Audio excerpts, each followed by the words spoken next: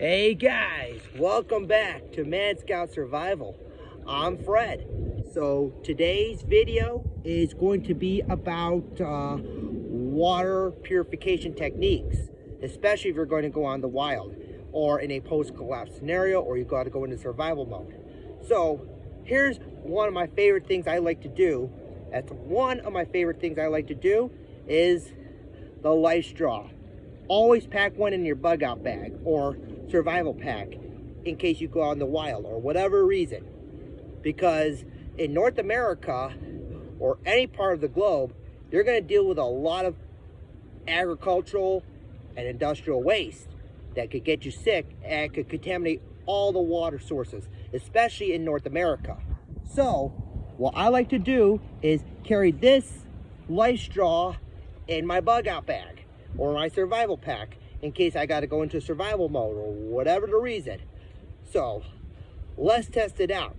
What I like to do is I like to find a water source, whether it's a puddle, a lake, whatever it is. Water sources are your best friend. And of course, water sources help you find animals that you could hunt when you need the food, which food is going to be the lowest of the priorities. But remember, you could survive 3 weeks without food, but remember, 3 days without water. So water is life. So let's get to it. So I got this Gatorade bottle I cut up here. I'm going to take the water from this water source here. As you see, this water source right here is going to be a lake, which I need to show you. And I'm going to, as you could excuse me for a little bit, I'm going to grab some water from this lake behind me, and I'm going to actually try to get some dirty water and try to drink from this cup here. So excuse me for one quick second. I put some water here.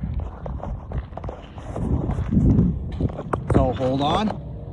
Just bear with me.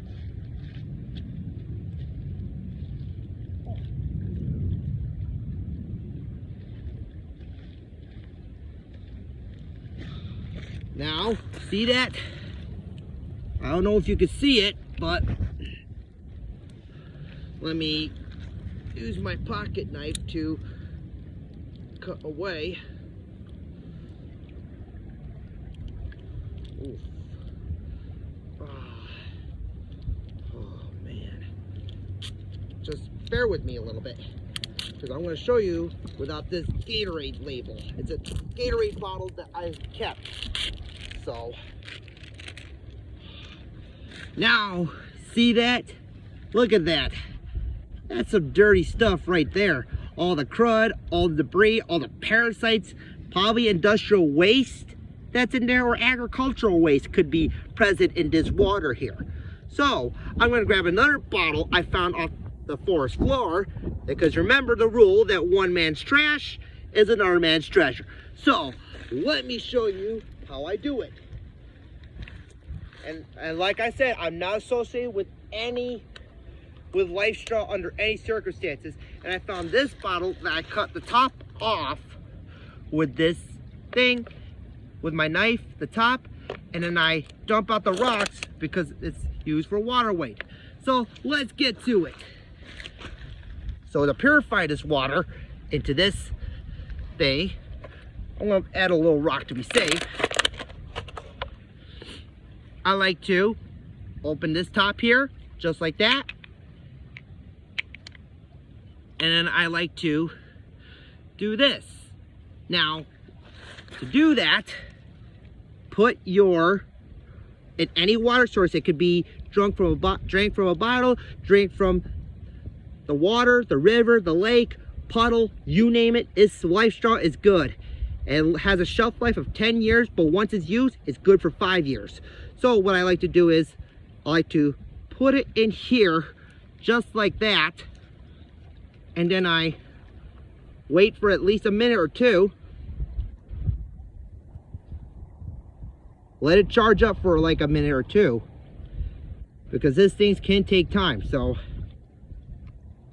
and once you reach your 2-minute mark, you should be able to drink from this water source.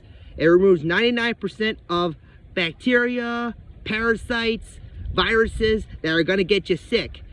Make sure you keep one in your bug out bag if you can, because there's other ways you could filter out, but I don't have those resources. This is one of my favorite ones that I like. Boiling is a good way to keep parasites out, but you got to find a way to get rid of all that crud out of there. So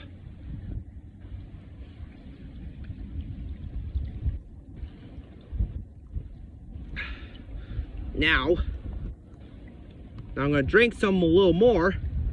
That's good.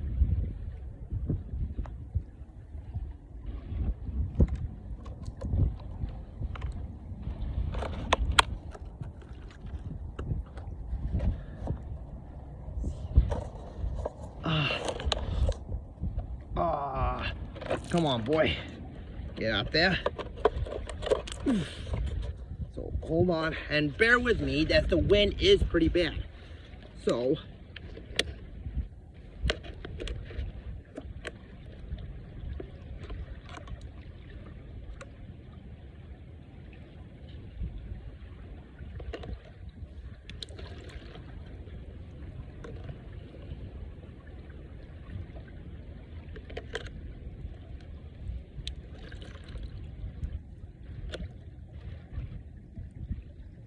see that? Look at that. Compared to this one here, that's not as bad.